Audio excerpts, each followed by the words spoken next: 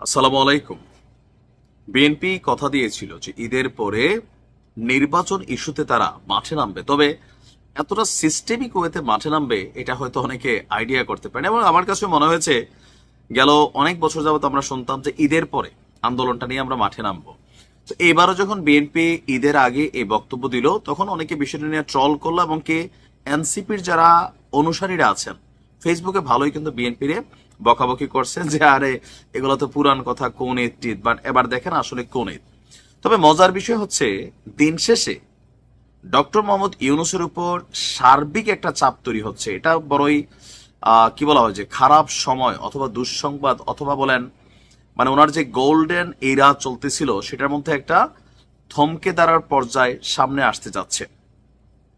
BNP নিজে ডিসেম্বরে নির্বাচন চাইলেও এতদিন যাবৎ জামাত ইসলাম এবং আপনার কি বলা হয় যে অন্যান্য যে বৃহত্তর যে ইসলামিক দলগুলো ছিল তারা কিন্তু একত্রিত বা সম্মিলিতভাবে সরকারকে নির্বাচনের জন্য চাপ দেয়নি। এর মাঝখানে বিপণনের দলও আছে, ছোটখাটো যে দলগুলো আছে, কিন্তু হঠাৎ করে ঈদের পরে কেমনে জানি প্রেক্ষাপটটা বদলাই গেল। তবে জামাতের নেতাদের বক্তব্যগুলোকে কেউ কেউ ভাবছেন যে কৌশলী, কারণ জামাতের একজন সিনিয়র নেতা, কেন্দ্রীয় নেতাই রেজাউল করিম, তিনি যখন বলছেন যে বছর শেষে এই 2025-এর শেষেই জাতীয় নির্বাচন চায় জামাত, তখন প্রশ্ন ওঠে যে আসলে ঘটনাটা ঘটছে কি। এর মাঝখানে আবার আমরা দেখছি যে হেফাজত ইসলামের সাথে গতকালকে যে বৈঠকটা হয়েছে সেখান থেকেও ডিসেম্বরে আপনার মানে নির্বাচনের রোড ম্যাপ চায় হেফাজত ইসলাম। আর এই বক্তব্য আমরা হেফাজত ইসলামের কাছ থেকে না পেলেও বিএনপির একজন কেন্দ্রীয় কমিটির নেতা, স্থায়ী কমিটির সদস্য সালাউদ্দিন আহমেদ, তিনি হেফাজতের সাথে বৈঠকের পর একটা ব্রিফ করেছেন। এখন দেখেন খাপে খাপে সব মিলা যাচ্ছে। জামাত নির্বাচন চাই এই বছরের শেষে, বিএনপি তো পারলে আগস্টে চায়, 5ই আগস্ট। এর মাঝখানে হেফাজত ইসলামও তাদের মানে কোরামের মধ্যে ঢুকে গেছে, ভিপিনুর আগের থেকে রেডি।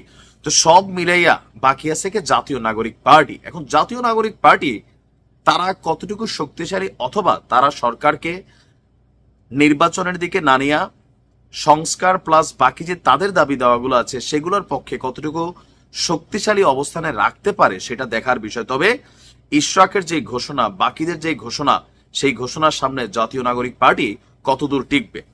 চলতি বছরের ডিসেম্বরে নির্বাচনের রোডম্যাপ দেওয়ার দাবি জানিয়েছেন সালাউদ্দিন আহমেদ। তিনি বলছেন এখনো নির্বাচন নিয়ে বিভ্রান্তিমূলক কথাবার্তা হচ্ছে। বলা হচ্ছে ডিসেম্বর থেকে জুন, আবার বলা হয় জুন থেকে ডিসেম্বর। আমরা ডিসেম্বরে নির্বাচনের রোডম্যাপ ঘোষণা চাই, আর আমাদের দাবির সাথে হেফাজতে ইসলাম একমত হয়েছে। গতকালকে দলীয় চেয়ারপারসনের কার্যালয়ে সংবাদ সম্মেলনে হেফাজতের সাথে বৈঠকের পর তিনি বলছেন যে আপনার গণহত্যা এবং মানবতা বিরোধী অপরাধের দায়ে আওয়ামী লীগেরও বিচার চায় তারা। সংবিধানের 47 অনুচ্ছেদ অনুযায়ী আওয়ামী লীগের বিচার করা যায়, বিচারে যা হবে তা এদেশের মানুষ মেনে নেবে। প্রয়োজনে আন্তর্জাতিক অপরাধ ট্রাইব্যুনালের সংখ্যা বৃদ্ধি করতে হবে। তবে হেফাজতের সাথে বৈঠকের বিস্তারিত তিনি বলছেন আমরা সংস্কার চাই, বিচারও চাই, তবে তা হবে গণতান্ত্রিক পদ্ধতিতে। প্রধান উপদেষ্টা বারবার বিভিন্ন মাধ্যমে ডিসেম্বরে নির্বাচন দেওয়ার কথা বলেছেন, কিন্তু এখনো নির্বাচন নিয়ে বিভ্রান্তিমূলক কথাবার্তা হচ্ছে। আর আমাদের দাবির সঙ্গে হেফাজত ইসলাম একমত হয়েছে। এখন আমরা সরকারকে বলছি যে আগামী অল্প সময়ের মধ্যে আপনারা নির্বাচনের আয়োজন করবেন। নির্বাচন কমিশনের যদি আপনি বক্তব্যটা শুনে থাকেন, সেখানে নির্বাচন কমিশন বলছে যে আগামী ডিসেম্বরে নির্বাচন হবে। তবে ডক্টর মোহাম্মদ ইউনূসের যে ছোট প্যাকেজের সংস্কার, বড় প্যাকেজের সংস্কারে সরকারের মেয়াদকাল দীর্ঘাও অথবা কি বলে যে শর্টে আসার ইস্যুটা এখন মনে হচ্ছে খুব বেশি দূর যেতে পারবে না। কারণ এটা বাস্তবতা আপনাকে মেনে নিতে হবে। বিএনপি যদি রাজপথে নামে পরিস্থিতি বদলে যাবে।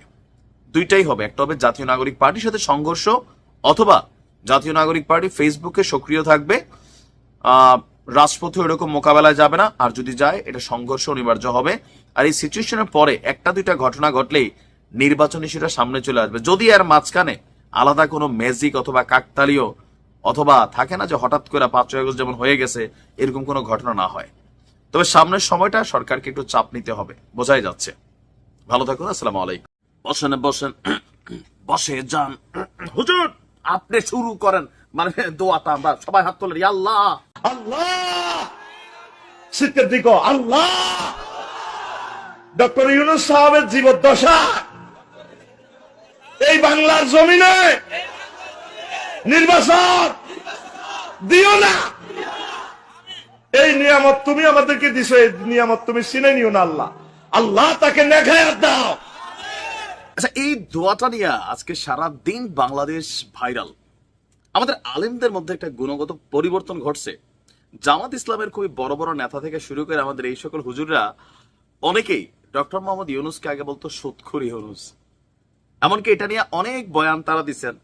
কিন্তু যখন ডক্টর মোহাম্মদ ইউনূস আপনার কি বলে যে রাষ্ট্রপ্রধান মুহূর্তে এই মুহূর্তে আছেন বা আমাদের প্রধান উপদেষ্টা আছেন, তখন সবার দোয়ার সিস্টেম বদলে গেছে। তবে বড়ই ভয়ঙ্কর দোয়া করছেন আমাদের এই হুজুর সাহেব। আমি হুজুরের নাম মেনশন করলাম না, তবে শেখ হাসিনার আমলে এই সকল কারণেই এরকম হুজুররা অনেক সময় বাটাম খাইছেন। আমি বাটাম শব্দটা ইচ্ছে করে ব্যবহার করলাম। আপনি ডক্টর মোহাম্মদ ইউনূসের জন্য দোয়া করতে পারেন, সারা রাত নফল নামাজ পড়া কোরআন খতম দিয়ে আপনি দোয়া করতে পারেন, কিন্তু এটা ওয়াজের মাঠে আপনি যখন এই ধরনের বক্তব্য দেন, এটা একটা রাজনৈতিক বক্তব্যে পরিণত হয়। কারণ ডক্টর মোহাম্মদ ইউনূস তিনি একটা রাজনৈতিক দলকে কম বেশি রিপ্রেজেন্ট করেন। আমরা আমাদের প্রধান উপদেষ্টার জন্য দোয়া করব, আপনি মিসকিন খাওয়ান, দান সদাকা করেন, কোনো সমস্যা নাই। আর এই যে কথাটা বললেন যে ডক্টর মোহাম্মদ ইউনূসের জীবদ্দশায় নির্বাচন দিও না, তাহলে মইরা যাওয়ার দোয়াই কি করতেছেন অল্টারনেটিভলি না? মানে আমি বুঝতে চাচ্ছি, আমার কাছে এটাই মনে হয়েছে যে কৌশলে দোয়া কইরা মৃত্যু কামনা করলো। আচ্ছা, ডক্টর ইউনূসের বয়স কত চলে? 80-র কাছাকাছি। তো মাশাআল্লাহ ওনার শরীর এনার্জি যেই লেভেলের আছে, তিনি আরো 10-20 বছর বাঁচবেন। আমরা দোয়া করি আল্লাহ তাআলা নেক হায়াত দান করুক। কোনো মানুষ মানুষের মৃত্যু কামনা করে না, তো তিনি আর 10 বছর 20 বছরও বাঁচতে পারেন, তাই না? এখন এই হুজুর যেই দোয়া করতেছে আর জনতারে হাত তোলাইতেছে, তাহলে তো ভাই ডক্টর ইউনূস যদি আগামী 20 বছর বাঁচে, এই দেশে কোনো নির্বাচন হবে না। তাতে এই আলেমদের আসলে ফায়দাটা কি হবে? নাম্বার 1। নাম্বার 2, এই দোয়াটার অল্টারনেটিভ তাহলে এটাই যে যত দ্রুত আল্লাহ পারেন ডক্টর ইউনূসের তুইলা নিয়ে যান, নিয়ে দেশে নির্বাচন দেন। তিনি আসলে কার পক্ষে নির্বাচনের জন্য কথা বলছেন? ওয়াজের মাঠটারে রাজনীতির মাঠ বানাই ফেলছে বহুত আগেই, এটা কিন্তু বাস্তব। আর এটার পিছনে সবচেয়ে বড় ভূমিকা কয়েকটা ইসলামিক রাজনৈতিক দলের আছে। ধর্মীয় যখন একটা প্রোগ্রামে দেখেন, আমি একজন মুসলিম, আপনি একজন মুসলিম, বা বিভিন্ন ধর্মের, আপনি যে ধর্মেরই হন, এই জায়গাগুলো হচ্ছে মানুষের অনুভূতির জায়গা, আবেগের জায়গা। এখন একটা ওয়াজের মাঠে বিএনপিও থাকবে, আওয়ামী লীগও থাকবে, জামাতও থাকবে, জাতীয় পার্টি থাকবে, প্রত্যেক দলের মানুষ থাকবে। কিন্তু আপনি যখন কোন একটা বিশেষ দলকে নিয়ে গালাগালিও করেন অথবা সমালোচনা করেন, আবার বিশেষ কোন নেতাকে নিয়ে, ব্যক্তিকে নিয়ে কন্টিনিউ দোয়া করেন, তো উপস্থিত যারা অডিয়েন্স আছে তাদের মনে আপনার প্রতি পজিটিভ আসবে না নেগেটিভ আসবে? নেগেটিভে আসবে। আওয়ামী লীগের আমলে বহুত ওয়াজ মাহফিল বন্ধ করে দেওয়া হইতো, কেন? এই ধরনের বক্তব্যের জন্য। এমনকি এই যুগে আইসো কয়েক জায়গায় বিএনপির নেতারা ওয়াজ মাহফিলে হাত দিছে, কেন?